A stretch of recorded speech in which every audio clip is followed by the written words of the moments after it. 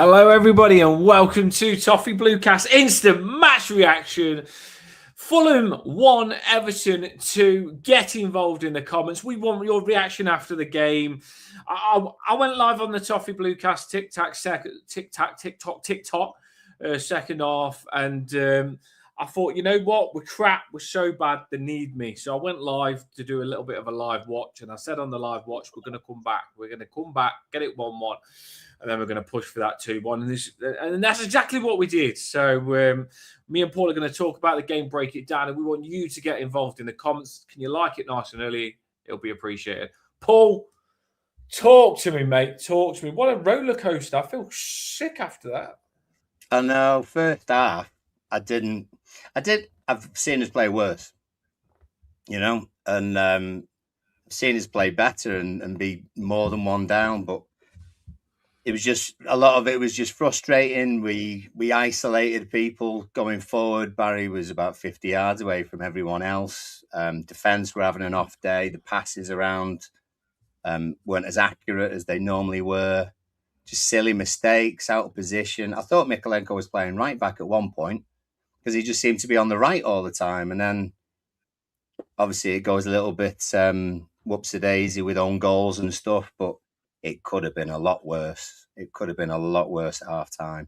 We were fortunate, very fortunate, and it didn't turn out that way. We were all right in the second half. There's nothing better than watching, for me. I know you said it wasn't that bad first half, but there's nothing better than a game that's so bad. Everton are so bad, in my opinion, and still winning. Like if you can play bad and win, that's when things can go well for you. And we did that today because, as you've just said, for me personally, Fulham should have been probably 3-1 up, 4-1 up first half. We did it at the post, so I'm going to give us one because I think we was unlucky with Jake O'Brien, who I said would score, not scoring then. But they should have been 3-4. They at the post as well. They should have battered us. First half, we were so bad. So bad first half. And let us know in the comments, what did you think of Moyes' selection? I wasn't happy that Branthwaite wasn't playing. I wasn't happy that George wasn't playing on the wing. I wasn't happy that Moyes brought the subs on so late as well. So I was really frustrated with a lot of things. I was, but first half, I love Armstrong, but his passing was shite first half. So bad. He just kept losing the ball in key positions, Armstrong did. There was a few times where we was in the box in dangerous positions and he put it across the box and it went straight to them. And I was like, Armstrong, what are you doing? And he's not the only man that did it as well. Like you say, Barry was losing the ball when we put it into him. Everyone was just... We didn't look like this was a game that we wanted to win first half. We didn't look competitive. We looked dopey. You know what I mean? These players look like they've been on like a 24-hour bender and have been put on the pitch first half. They just didn't look interesting. But somehow, like I say, we woke up second half and it was good.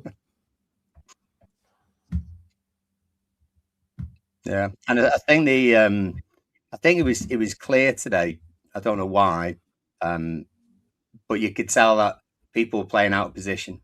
So Armstrong was wide, but you could tell he likes to play inside, and that's where he often came back into and stuff like that. So, a few square pegs in round holes, but thankfully we did what some of us expected to do, in the fact that we would not have the best first hour, and then changes would happen or different attitude would occur, and then we might actually be on the ball a little bit more. That's what it ended up being.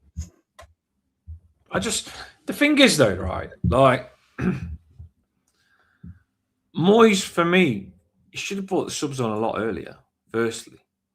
Second of all, I don't know why he's not taken Garner Gay off on a yellow card.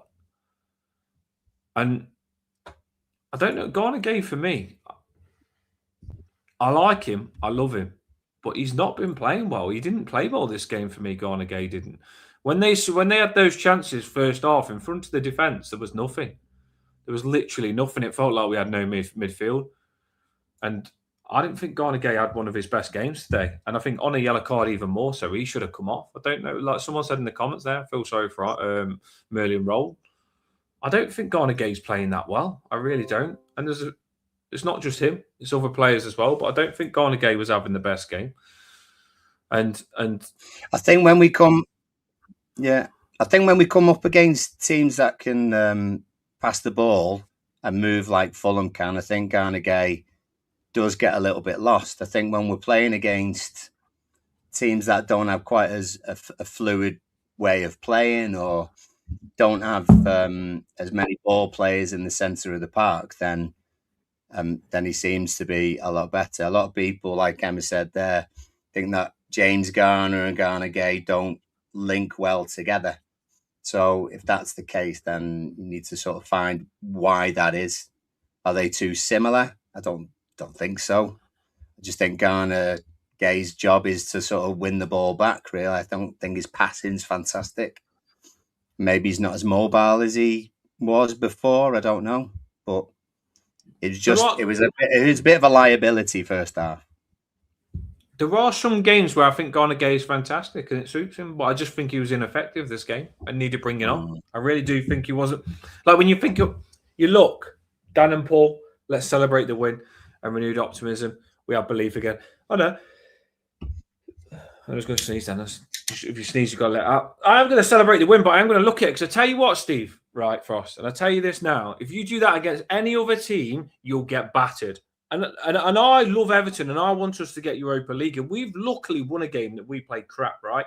But I tell you something: we play like that against anyone else, we'll get battered. We'll get battered. Fulham, first half should have been 3-4-0 up. Yeah, 3-4-0 up. We could just celebrate and then celebrate and leave things and then just get battered next time and not learn from it. Or we can actually pick out things and sort things out. And I'm telling you, we should have been 3-4-0 up first, down first half. Yeah, we should have been. They battered us. We was awful first half. And second half, we're very lucky. And some will say this is taking credit away from us, but we're very lucky Fulham sat back. I could not believe Fulham sat back like that second half. Like they sat back and they invited us on and they played right into our hands, I tell you. Fulham did. Like Russ must be fuming. Because first off, Fulham looked so dangerous and our defence looked like they're just a little chip, did our defence all the time. And I'm thinking second half, Fulham sitting back, not doing that. Oh my days, thank you. Thank God that is happening. Because if they would have attacked, we would have struggled again second half. They sat back and tried to defend a 1-0. And if I was a Fulham fan, I'd be fuming. So yeah, I am going to celebrate the win. At the end of the show, you'll see me partying, and I'm really, really happy. But we were very lucky that Fulham was bad today on that second half, in my opinion. You might think different. Let me know in the comments, Paul. I don't know if you think different, but no, well, actually, I grabbed, as I always do, grabbed the stats. So, and you can see a definite difference. So this was stats in the first half. Obviously, Fulham on the left hand side, and they had our asses a little bit. We did hit the woodwork, we huffed and puffed a little bit, but we had one big chance. Apparently, Fulham could easily have been 3, possibly 4 goals up at half time. We weren't the best by any means, and that says it. But then when you look at the second half, it's all pretty much apart from the ball possession, They sat back, yeah, completely. It did, yeah. And Silva and Russ, obviously, who we had on last night, must be pulling their hair out because they had us there, absolutely did. Yeah, and we could have been finished. There was key moments. These are the full-time ones in the end. There were key moments, really. There was a ball in the left-hand side. They got away from Jake O'Brien. I don't know how it didn't go in. I think it was Mikolenko who managed to stop Jimenez literally a yard away from the line. So that was one of Miko's pluses. Other key moments, header. You know what? There was one thing that kept happening. I don't know if anyone else noticed it, but when we set up on corners, Garner Gay was marking Jimenez from every corner. Now, I would have thought if you're the opposition's top striker and header of a ball was getting ready to be present for a corner, you wouldn't have one of your shortest players marking him. I don't know how other people feel that, because it also happened when Muniz came on as well, because he glanced the header, and at that point Garnegay was marking him. And what's weird is that in the last 7 minutes, when we were defending for the win, Garnegay was the furthest player forward, but they had Beto sort of defending headers on that back five. Now, how does that work? So there's just a few things that I think need tweaking and noticing and addressing, because we were fortunate on many occasions, really. Yeah, we was, and that's what I say. We will look at stuff and we will call it out. I mean, we could come on and act like we played incredible, but we could only come on the show and actually give a reaction of what we see, and that's what we'll do. I'll keep pointing out that I am so happy that we've won this. Like I say, to play that bad and win, and fair play second half. We did step it up a little bit. George did come on. I can't believe it's this late. I really can't. I'm fuming. I'm like, Moyes, bring him on. Moyes, bring him on the live, and everyone's saying the same thing. Just get him on. Get him on. Me personally, and I can't fault Moyes because what he did worked, but I don't think it would have took much substitution to work. But me personally, I would have, because Garner Gay and Garner Gay and James Garner was on a yellow card. I would have dropped Dewsbury Hall centre mid and kept Barry on with Beto personally, and put George on the left wing to have kept two strikers. But he took the risk of keeping Garner Gay on with a yellow, which is fair enough, and it did work. We did score, and it come from who I said start, George, passing it to Mikalenko.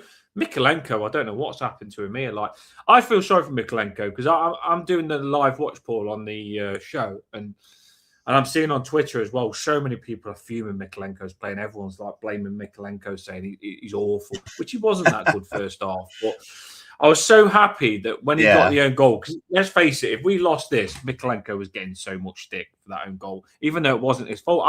I was more angry with Michael Keane than Mikalenko for that first goal. Let's talk about that first goal, because Michael Keane's got to put his foot through that ball. Michael Keane's kicked the ball to tap it, to pass it in his own box. And I know some of you Michael Keane lovers, right? I think Michael Keane has been playing better, right? Fair enough. But put your foot through it in the box. Like, why has he tapped that? Who's he tried to kick that to, Paul? Because he's gone to clear the ball, but took the speed out of it to do what? Why has he not put his foot through it? Talk to me. That Michael Keane is at fault for that first goal, but Mikalenko was getting the blame. Well, sometimes it seems as though the centre backs are so drilled in not wanting to give the ball away that they actually pass themselves into trouble, or make choices that maybe not just rose head. Do you know what I mean? There was one moment, second half, and it wasn't, it was sort of around the 70th minute, something like that. We've pushed up. Tarkowski's on the right hand side, and he's got three Fulham players around him. Now, you either put your foot through it, or he turns around and then lays it off. In fact, he had someone 5 yards away from him, 10 yards away from him, and I think he's tried to pass it to him.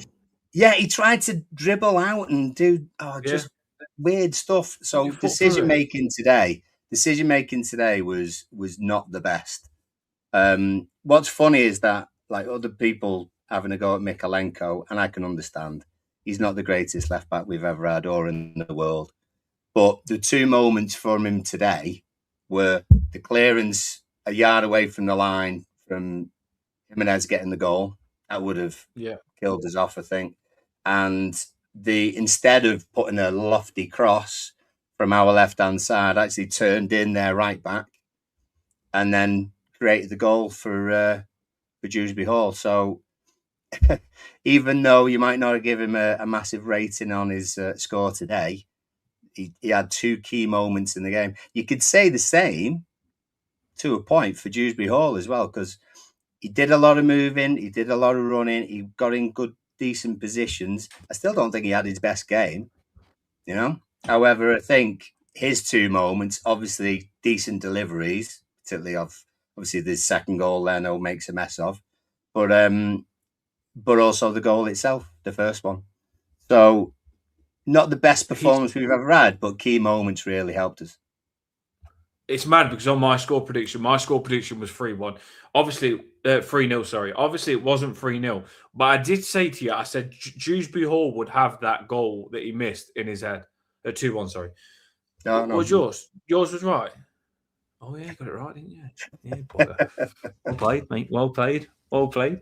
But on the goal scorers, I did say to you, I've just listened to the Dewsbury Hall after the game, and he said, in my head, I was so angry that I missed that chance last week. Dewsbury Hall told the players, if I get Yeah, a chance like I that heard again, that. I'm not missing it. That's what Dewsbury Hall said. And I told you that would be in his head. And he said it was exactly the same sort of type. And he put his foot through it this time, he did.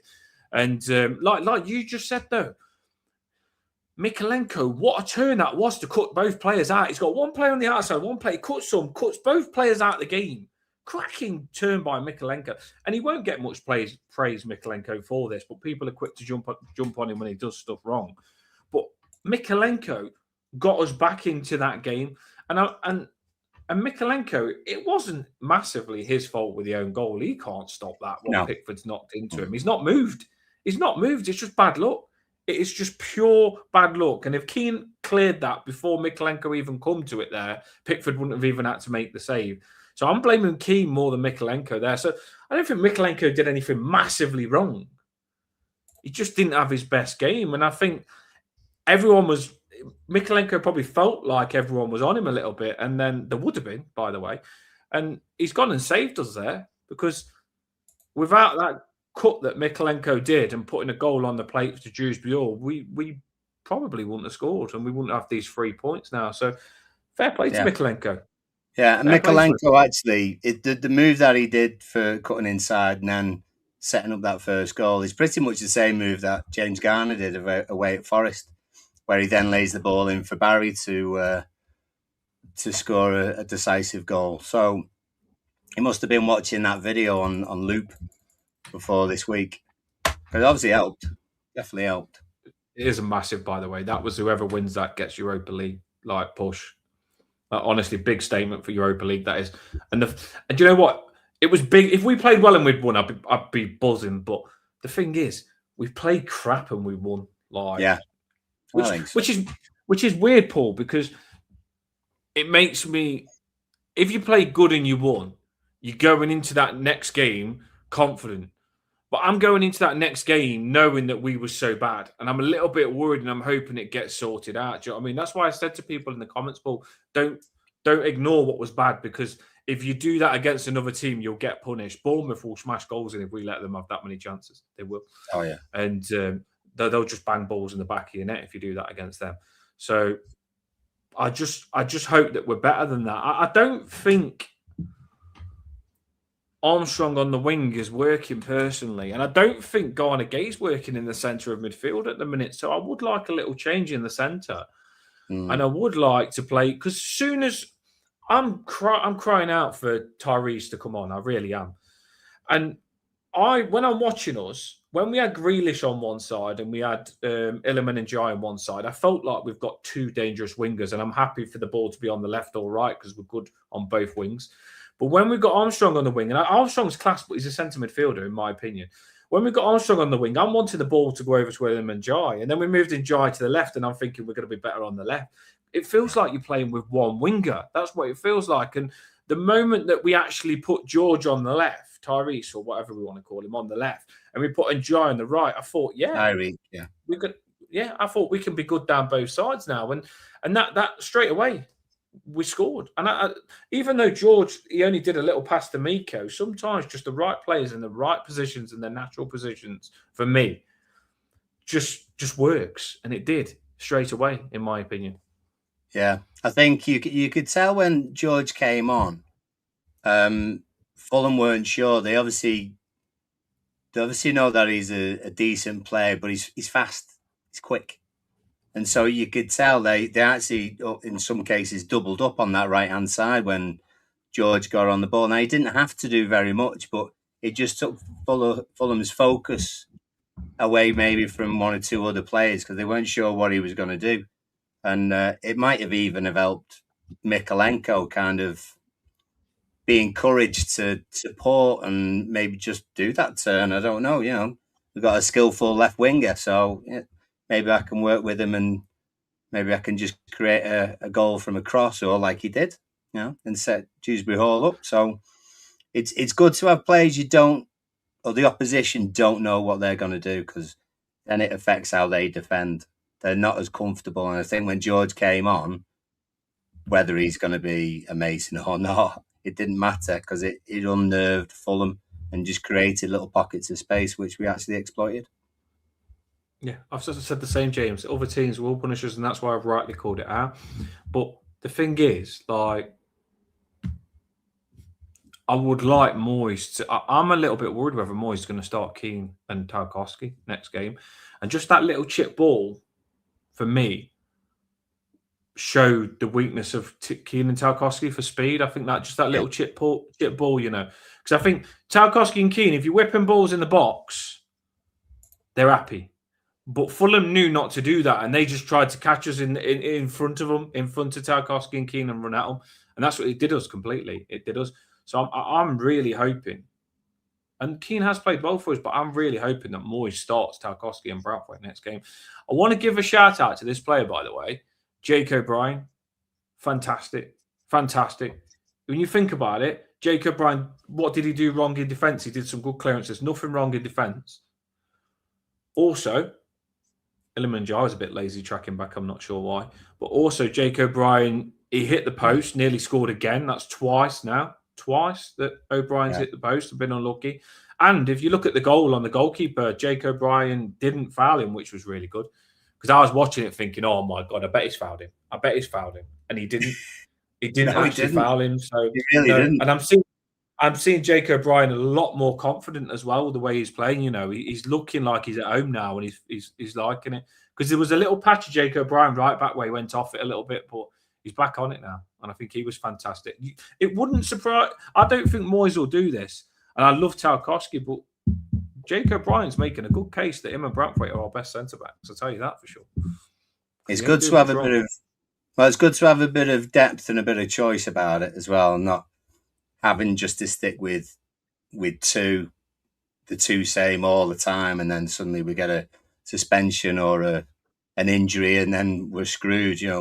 We've coped actually pretty well without Braithwaite up to this point, and it's because Keane's played better than he has done previously, and O'Brien is growing into a decent centre back, and obviously just filling in at right back at the moment. So it's good to have a little bit of strength and depth. I'm just for this one. That was on what you said though, Paul. That was, and by the way, I want Everton to play well, so I want Michael Keane to play well. But I'm allowed to say if I see something, and that Michael Keane clearance was a little bit of the old Michael Keane creeping in that we all really didn't like. Just doping us in the box. Do you know what I mean? The back four were like that at that time as well, weren't they? They were jittery first half for some reason. 100%. And I'm not sure why. There was one time Smith Rowe cut the lines between Keane and Tarkowski, and Tarkowski goes and it got saved. I think Pickford saved it. It went out for a corner or something, but Tarkowski goes and kicks the post because he was just frustrated about what was going on, and they weren't settled at all.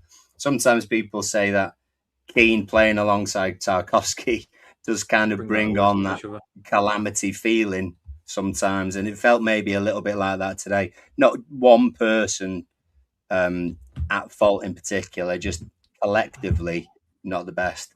I was just going to say, Ian Clark was asking about whether we drop to 8th no matter what. If Newcastle win, they'll be a point behind us.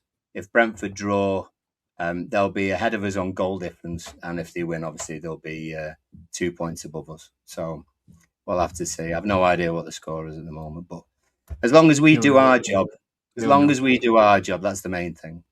Yeah, we just got to. I mean, because it's a long season, I don't think it. Obviously, it's too early for me. I think for wanting results to go for you a little bit, but I suppose it does help. But as long as we keep stacking points, 3 points a day, drew our last game, we're building a little bit of something again now.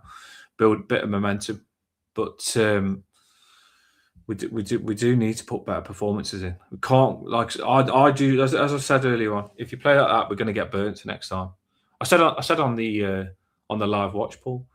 Like, you know, when we was losing 1-0, Yeah. I was like, I wish Russ was on there as well, because I thought it was good lyrics. I was like, Everton are like Everton are like jellyfish. You play with us, you'll get stung. And I said that because I knew we'd come back, you know, and that's what it felt like. You know what I mean? They didn't take the chances, Fulham. They didn't. And do you know what? Fulham remind me of Everton a little bit, because that was a proper Everton thing to do. What Fulham did, wasn't it? Oh yeah. That was a proper Everton thing to do. Like Fulham had 3-4 chances first half. And I always say, if you don't put the game to bed, it will bite you in the arse. I say this about us because we always do it. If you don't put the game to bed, it will bite you in the arse. And what I did see is they didn't put the game to bed. They decided to sit back first half. They played really well first half, sorry. They decided to sit back second half. And then I don't know if you thought this as well, Paul, when they actually, after sitting back for so long, when Fulham needed to go out and attack again like they did first half, they couldn't. There was mispassing, there was overhitting it, there was shooting when they shouldn't be. And it completely knocked their rhythm, I think, to go from attacking well to sitting back. They lost that attacking ability that they had. So they messed up. They did. And I'm so happy they did. Oh, massive. Yeah, you could just tell Marco's face especially as soon as we got the first goal, really, because he just thought it was there for the taking. Elsal saying, did you do a live watch? Dan started doing some live watches, or this was the first Everton one, I think, second half anyway. Or did you do a full one? TikTok, I do a few. No, second half, I just went live, and I went live second half last time. And every time I've gone live on the Toffee Bluecast TikTok, we don't lose. We don't lose when I go live, apparently. That's the new look. So, yeah, we would do them on YouTube, but we're kind of behind and we don't know, so we can't do them that professionally, and stuff on the YouTube we want to do it properly. So I'm doing it on TikTok a little bit.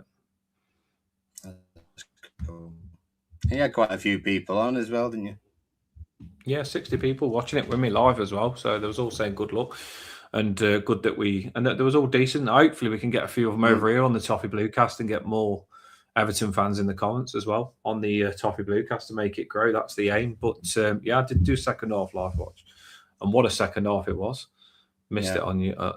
Missed it. I should do it on YouTube. Man of the match shouts. Who are you feeling?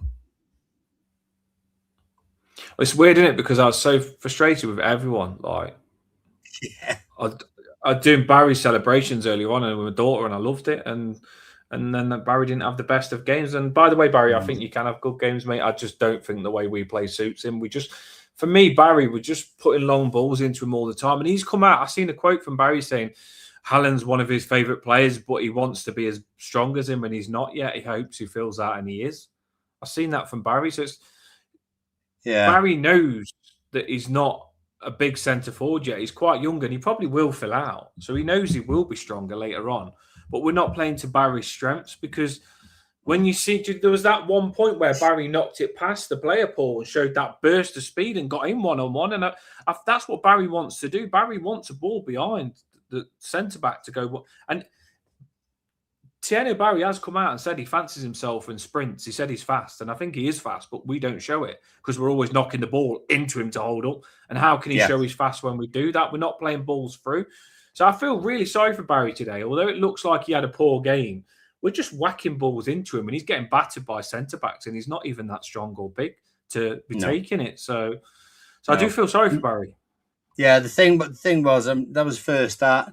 First half, he got a ball through from Dewsbury Hall, I think it was, or Garner. Sort of left side is where attacking, and I think he takes on either Berg or Anderson, and the defender keeps up with him. He almost got half a yard away, and then he would have been shooting on his left foot as well. It got blocked and went out for a corner, but there was a sparkle there of maybe he's got a little bit just to develop, and that could be one of his attacking traits. But most of our service I don't know if it was service really. Just the balls in the general direction are always they're not great, you know. They're either fizzed into him 100 mile an hour from 5 yards away, or the crosses are always just half a yard, 2 yards ahead of him, and he can't get it. You know, Even so it looks as though you he's know, missed good chances, but actually he's getting close to non chances. yeah, there was one, the Kieran Dewsbury Hall one, and it looked like it was a bad miss from Barry because he slid and he just Barry slid because he knows if he don't go for it, he'll get bollocked. So he slid and he's got close to it, and you think to yourself, if you got close, you could have scored, but it come behind the player and he couldn't even see it, and it took a little deflection, and Dewsbury all hit it across quite hard. So, what do you think in the comments? Was that a bad miss by Barry? I don't think it was much of a chance that Barry missed on that Dewsbury all across the box. What do you think, No, Paul? I don't think so. I think he did well to even get a toe on it. I think it Yeah, I was thought that. Alvin Martin was the co-commentator on the one I was watching, and he thinks that. Oh, I know attackers that would have seen that as a must score chance and stuff like. I don't know about that. No, yeah. I asked people who they thought man of the match was. You asked me, I And didn't decide because I don't know yet. I you still didn't can't decide. think Well, about no, it. I'm kind of the same, really. I mean, KDH is the likely one because of the goal and then being part of the goal. Decent cross for the Leno mistake. He did a lot of moving around second half. So of the choices you've got, you'd probably say him. I thought defence played reasonably well second half. I thought Armstrong did well. You know, he's not a winger. He did everything and more that was asked of him. I thought James Garner played well. And so did But Ndai. the, but You know, the, he but just the couldn't get first away half, from there was people, like, really. but the commentator said it as well. The first half, they dominated so much through the middle of the park. It made me think, was James Garner that good first half? Like, it just didn't work for us. Like Emma said in the comments, James Garner and Garner Gate ain't clicking in the middle. And I don't know why. I do like them as well. Paul, like they're just like you think to yourself, for Fulham to dominate that much in the centre and to be chipping balls in unpressured and stuff like that. Yeah. Like, we was bad in the middle at the first half. Well, Like, there was a stat around the half hour, 35-minute mark, and it showed Fulham's attacking, and I think something like 45% of their attacking was going down our right hand side. So they'd obviously picked out the likes of Jake Bryan for targeting, and it nearly paid off for them. It obviously paid off for their goal, because we were weak in being able to control it. We didn't defend midfield wise, didn't defend very well. Like you said before, and there was a couple of times that he could have tracked back that he didn't, and it cost us or nearly cost us.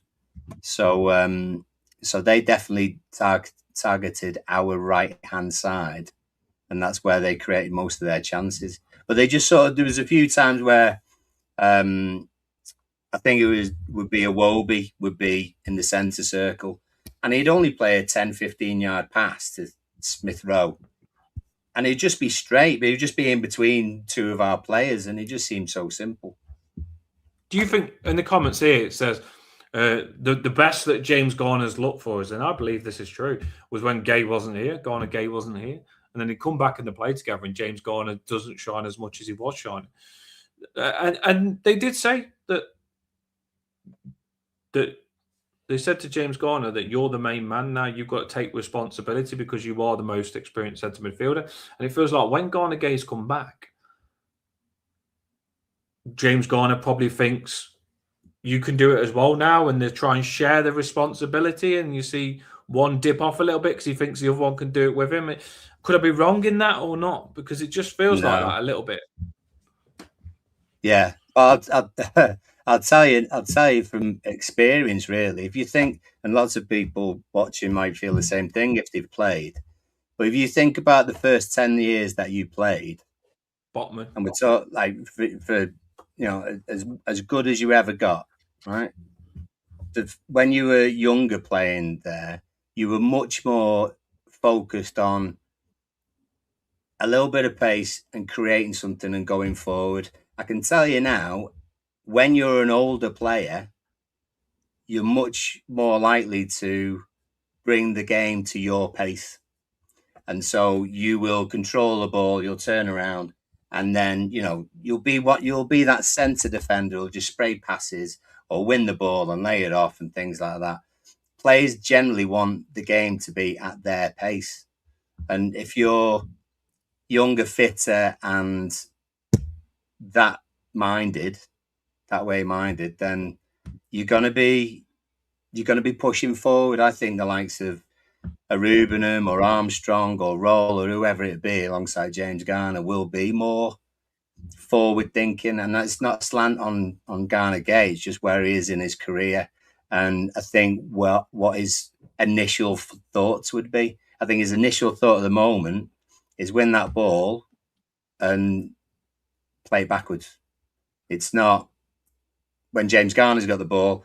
Garner Gay's going to move into a position that's going to bring us forward. At the moment, that's how it feels.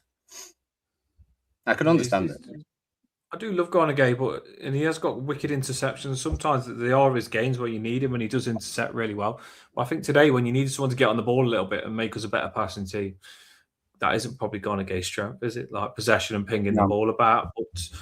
But it's like when on probably when you play five-a-side and you go on the team that's got 4 players, you've got to be switched on. It felt like James Garner was like that with us when he knew Garner Gay was away. Because he knew he had Merlin Roll or Irabunum at the side of him, and he thought, I'm the main man in centre of midfield, and he did step up for it. That's what it felt like. I tell you what though, like Stephen there saying it's about partnerships. I totally agree in every department of the pitch, and I thought Fulham's 2 lads in the middle. Iwobi's pace of the game. He likes to get on the ball and then run forward with it, doesn't he? He prefers a game where it's got a little bit of running around and a bit of pace to it. Generally, you wouldn't see Iwobi sort of walking around 5-yard passes, get it back, 5-yard pass, and just swanning around. When he gets the ball, generally, rightly or wrongly, he tends to be on the move pretty quick, and that shows what Fulham's midfield was about in the first half. It changed second half. They had more possession than we did, but they didn't move it as quickly as they did in the first half. So, another player's influence might have dictated that, or it might be, instructions from the manager and stuff. But if you've got James Garner who's just kind of sitting midfielder alongside another sitting midfielder, then it's going to slow your whole sort of momentum down. You get a young, Harrison Armstrong alongside James Garner, I think you would see a lot more movement going forward in your midfield. Oh, sorry, my battery was going. All right. What did I miss? We won. Yes, we bloody did. Yes, we did. But yeah, I think we was talking about some good stuff, and like I say, just before I left, you was talking about partnerships, and you're right. It's different players suit different players. When I used to play football back in the day, fast player this is how it always worked for me. You get a good centre back that's big like Tarkowski, that's good at winning headers, good at blocking, and you get a fast centre back at the side of them that's a sweeper like Branthwaite that sweeps everything up, and if you need the speed, they sweep. Yeah. That is the perfect partnership. You think back, Ferdinand was quite fast, and Vidic was quite solid. Do you know what I mean? When you think back to partners, John Terry always used to play with a fast one ball at the side of him.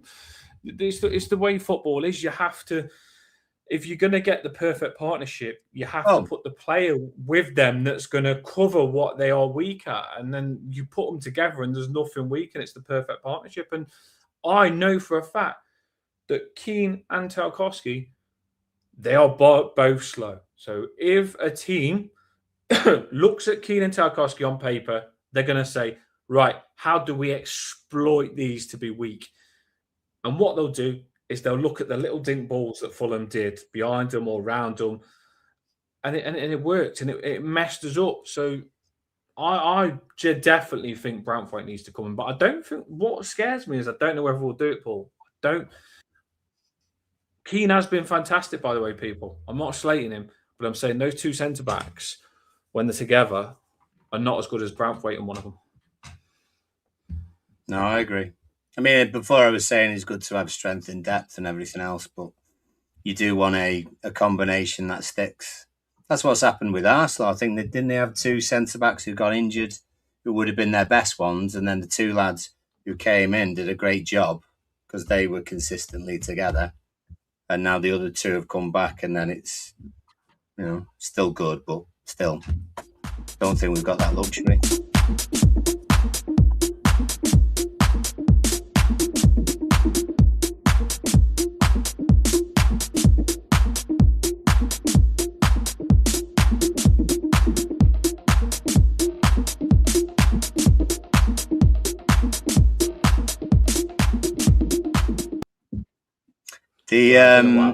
I like that. No, I liked it. It's good.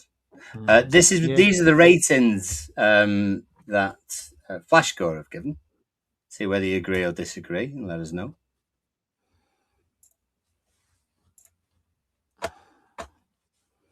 Mixed bag.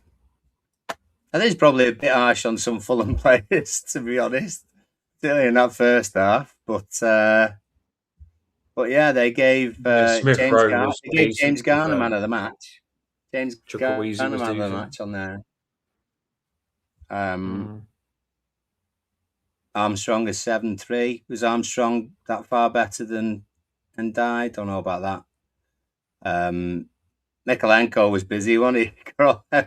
All of those things next to him. Own goal, yellow card, got brought off. 5 yellow cards today as well. 2 fullbacks, 2 centre mids, and Pickford. So by the way, Castagna should have got a yellow card. Castagna fouled. He fouled Armstrong about 3 times, complete pull down, and even Armstrong said to him like, "Ref, what are you doing?" So how can all of our players make 1 foul and get a yellow card? But it's just stupid that Castagna didn't get a yellow card, because then if he got a yellow card, he's on edge a little bit more, and then Jai would have been more effective against him when we moved him over. So it peed me off, but I can't really moan about the referee too much, because I actually thought he was all right with us, Other than giving us loads of cards, I actually thought there was a couple of decisions where he was actually okay with us. Yeah, well, I don't want to say too much because I don't like him. Yeah, but for what he's capable of against us, Paul, normally, and how he normally affects the game when he don't need to, I was happy he just kept away from us a little bit this game. Yeah. I don't like Eltel's just saying about people about sack Moyes and everything else. They're not. We just won away again, 7th in the table. But you get where they're coming from though, Paul, because Moyes is very bloody lucky today. Because I tell you something, Moyes did, like we just said, Fulham should have been 3-4-0 up first half, right? And Moyes did enough to make us lose that game. Moyes is a very lucky man today, because Moyes did hit the team that Moyes put out, and how late Moyes' subs was. He should have not been the manager of the winning team today. He's very lucky that Dewsbury all saved his arse today, I tell you, because he got it wrong, Paul. He got it wrong. He did get it wrong. And it's all right for us to say, yeah, we won, so we got it right. But it was only because Fulham was so bad and let Moyes off the hook that we won. Don't forget that. Moyes, he needs to do something with the Garner game, James Garner thing. That's what I'm saying. It's not working. And he needs to probably play 2 wingers as well at the start of the game. That's just I gotta say though, and with Eltel a bit on this, in the fact that it's on and off the pitch as well. So if you go back, if you do go back just over a year and think what our club and our starting 11 and our mood and everything else was like compared to this, I mean, football's a fickle business, and some people do have short memories on it. But if you take out sort of whether you agree with his starting 11s or not, he has made changes which have affected games. And recently, those changes have actually turned games around, or certainly to a point anyway. Rightly or wrong, if he gets them wrong first, then I do think he has evolved a little bit as a manager in terms of he does make changes more often. And they seem at the moment he's going through a little run of those changes actually affecting the game in a positive way. I'm weird with Moyes at the minute, Paul, because I'm like, obviously, I do think sometimes I can see why people are moaning about his selection. I'm not completely happy with it. But then I do appreciate what he's doing with us. He's getting us around Europa League, and I think he's doing a fantastic job, and he's creating a good work ethic on the players and stuff like that. So I'm 50-50. Do you know what I mean? I'm like, I love him. I'm not one that wants it gone. I'm just one that, like everyone else, has a little moan when he doesn't do what we want him to do selection-wise. But in terms of what he does, the way he gets us playing, and the way how angry he gets when we lose, because I said this earlier on. After a game when we've lost on the Toffee Bluecast, I've gone and listened to his press conference, and he's not happy. And I think that's good, because we're not going to get away with it. Like, Moyes is actually as angry as us. Boys are saying the same things as us. So I think we're okay with Moyes, and I think even him's learning. You look at that game where we played really crap first half, and he changed everything at 45 minutes, Paul. So he does change more than what he used to, I think. But they let him down. And what I will say, and a lot of people were saying this on the live watch on the Toffee Bluecast TikTok, is I do think that Moyes not being on the sideline made a big difference today, because when Moyes is on the sideline, he shouts at all those players if they're not doing what he wants, Paul, and he goes mad. And he does. Yeah. If you actually listen to him, he tells everyone where to be throughout the whole game. Moyes he's chatting and talking in communication with the players the whole game. So he does make a big difference, Moyes does, on the sideline, and it was stupid that he wasn't. No, well, that the aftermatch interview that we saw with Dewsbury Hall, I mean, you could tell, from what he said as well, he said there were strong words at halftime. They got an absolute bollocking at halftime. Yeah, 100%. They got away with it. Quite rightly so. Quite rightly so. So that's where you earn some of your money as well in turning that around. So 100%. People might not agree with his starting lineup. They might disagree with how transfer windows go, and then you've got your argument about how much that is down to Moyes or that's down to other people. But undeniable, there's been plenty of times this season that we've had a shocking first half, absolute garbage, and teams could easily have finished us off, but they didn't. And then half time's come around. We've gone back out there, and then we've actually turned the game round, or we've actually managed to get something out of the game. So, in the whole compass of having your manager, the conversation of sacking him would be absolutely ridiculous, to be honest. And like Scar says there, everyone loved Thomas Frank. Oh, we want Frank. Yeah, Frank's amazing. He's this guru of amazing football. He's done so well at Brentford and everything else. I mean, Spurs have got more resources than Brentford will ever have, really. But chalk and cheese, absolute chalk and cheese at the moment. So, it's careful what you wish for, really. It really is. Yeah, sometimes we think things and then we could get it. I've done it before. I said play someone, they played and there was crap. Sometimes we think we know it and then they play and then it doesn't work either. You think you've got the answers just because you can think it. But Danny makes a good comment. That was the one I was going to put on. He says that. Oh, sorry. Moyes, like we give Moyes credit. He's made the substitutions. It's worked. Well, why didn't he start with what we wanted? And that's a good point as well. I think that you make there is the fact that Moyes is forced to do what he's doing because we're losing. But we probably wouldn't be losing if he's already done that at the start of the game. So I think you make a good point there. Because I just feel there would have been no harm in starting George. I really don't. It would have been more effective for me. So, and Branthwaite as well. I don't know why he didn't start. But we don't know all the little ins, do we? Like, if Branthwaite has played a couple of games now, and Branthwaite said to Moyes, we don't know this. This might not have happened, by the way. But Branthwaite might have said to Moyes saying, how are you feeling? Yeah, I'll play, but I'm a bit tight on my legs. Moyes like, no, I'm not risking it. I just want you to be fully ready for the next game and stuff like that. We don't know if that's gone on. Branthwaite could have said, I'm a little bit, and Moyes might not be happy. We do have to look after him. Branthwaite does need to stay fit. So where we're all shouting, saying, you should have started Branthwaite, we don't know what the reason is that he didn't start Branthwaite. Because I think he would have wanted to if he could. I think he's just trying to take care of him. Well, in the presser, he said himself that we've got to look after him. You know, he's been out a long time. It's about managing how many minutes he has. We've got a game on Tuesday, so sort of go in away at Fulham and then home against Bournemouth. And he played some of today. Came on. It might be Tuesday. He starts centre back alongside Tarkowski. Maybe he plays left back instead of Mikalenko. We don't know, but that what you've said there is massive. It's an absolute huge point in the fact that we see the presses and we see the game, and that's it really. The clips from training are just like there's a good highlight from training. You don't see every day. You don't hear the conversations. It's you don't. This is the thing. Massive, we see it's such a tiny part of that, and so to throw sort of a decision or like pushing to get rid of anyone, player or manager, it's got to be a weight behind it. Do you know what I mean? We think some of us think like it's FIFA, and you think everyone's 100% all the time. Even today, I love this player, and I hate to say anything bad about him, but Iliman Ndiaye wasn't that good today. He wasn't his normal self.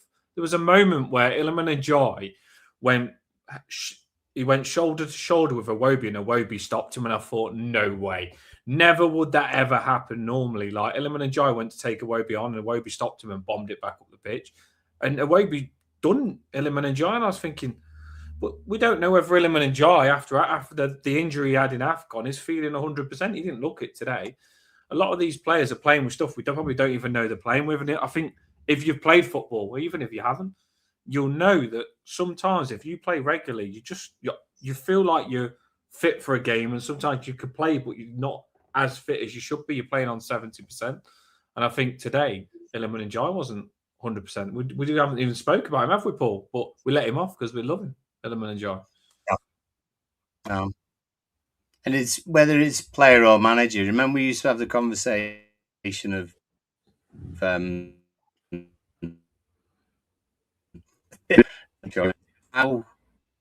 much have you got behind you that will give you forgiveness and keep your job? Do you know what I mean? And so we were saying, oh well, he's about 80 because he's doing well, and we've had a really good run. So it would take a lot for that to come down, and for the get rid shouts to sort of go up. With other people, it was very much like he's on 30 and we're already shouting for him. I don't think Moyes is even in that conversation yet. I really don't. No, I think he'll be all right. And I think the problem is all we should care about is if we get Europa League. And I think we're on a good path now to get Europa League. We really are. Today I was thinking, I was actually saying it first off, another chance, and we bottle it. But I did believe we could come back. And I think today the big positive is that when we was down and out, we showed the character today to come back. I like Dewsbury, all I do. He's got something. He has Dewsbury, he's got that passion. I can see it. He's got that hunger. I want players to feel how I feel about Everton Football Club, and I can tell Dewsbury with how much he was peed off about him missing that chance, Paul. I know we've got a chance. We have got a chance in that Europa League. Fulham was talking about Europa League, and we've just beat them, and there was above us. So we are putting ourselves in big contention. And Fulham wasn't an easy game, by the way. Oh no, God no, no. They'll take points off people. They will. Yeah, well, they were unfortunate. They were unfortunate to lose at United. Came back at United. Thought they got something. United get one straight away up the other end. They'll be hugely disappointed that they didn't get anything there. And that first half, they played well.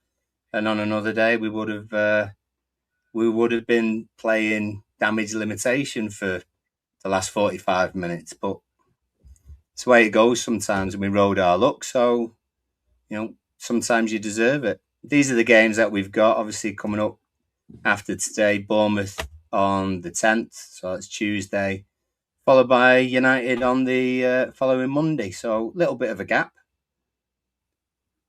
Have we got is it a Monday, 23rd, 17th? Yeah, it is. I think. So, yeah, it's FA Cup, isn't it? That's why. So, FA Cup next weekend, so not playing there. Bournemouth Tuesday, and then United the following Monday. Burnley at home, Arsenal away, Chelsea away, and Brentford away. Oh, Chelsea at home, Brentford away. So we've got a few tricky ones coming up, but there's plenty of opportunities to win in there. This is the current table at the moment. Newcastle, people have been saying Newcastle and Brentford are 1-1. So it's pretty much as is. Although actually Brentford will be ahead of us on goal difference. So at the moment we're 8th, they're 7th, but still good. And teams are within sight. 2 points, Paul. 2 points.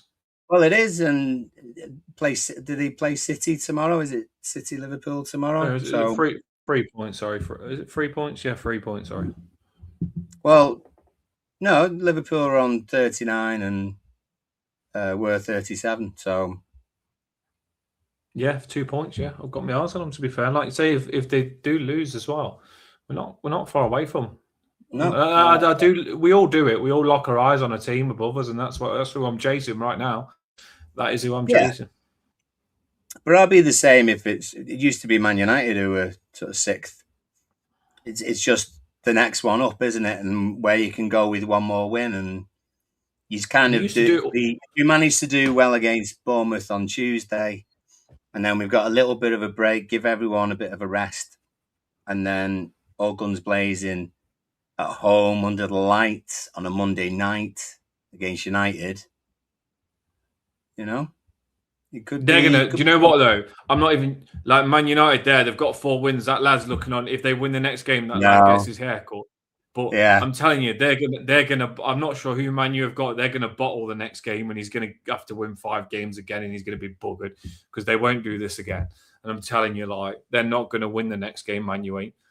They're not going to win the next game. It's going to mess it up, and then they're going to be really angry because they didn't do the 5 in a row, and they're going to play Everton. And they're going to bash them.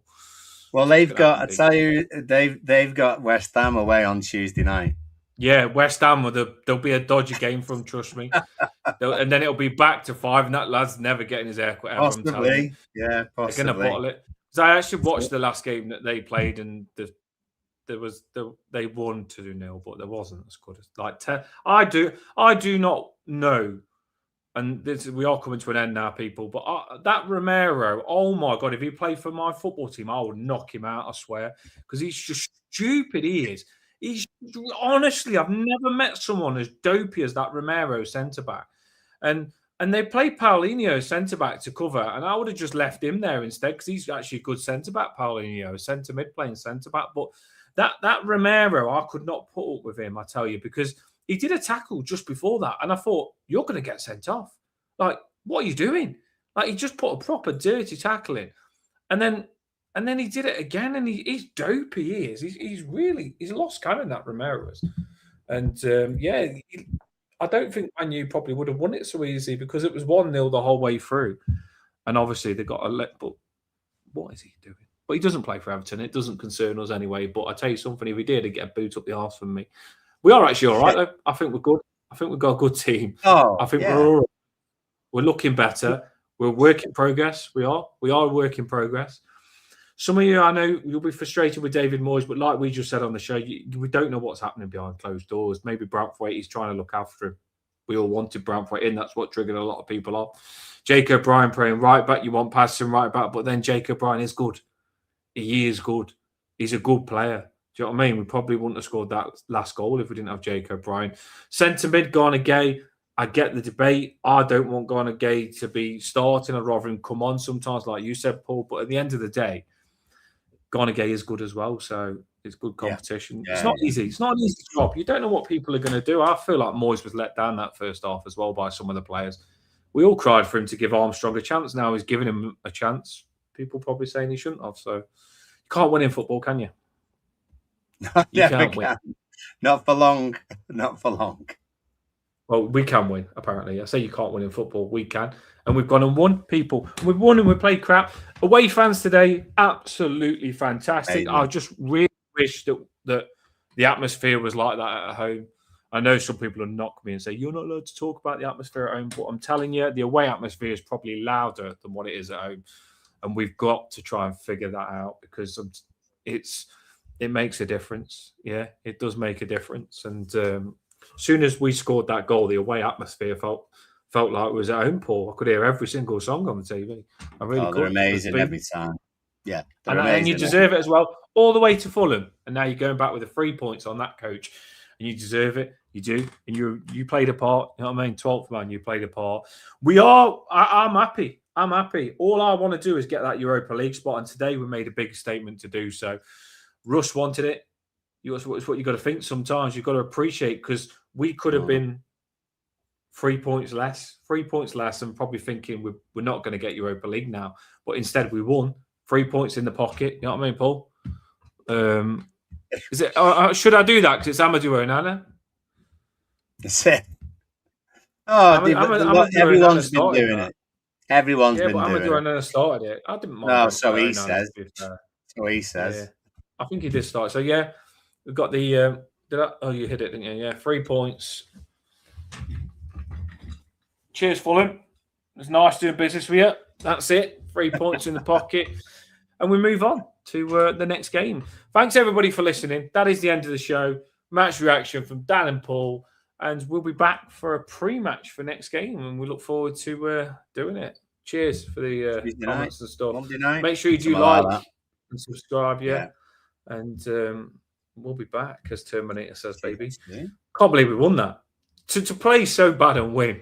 Like some people will come on and think, oh, why are you not celebrating them more? And I'm thinking, because I've just watched a game that's really bad and I feel drained from it. But yeah, we did. We won. What a game to win. Up the top is we fight with all of our might. And Europa League is on, baby. It's on.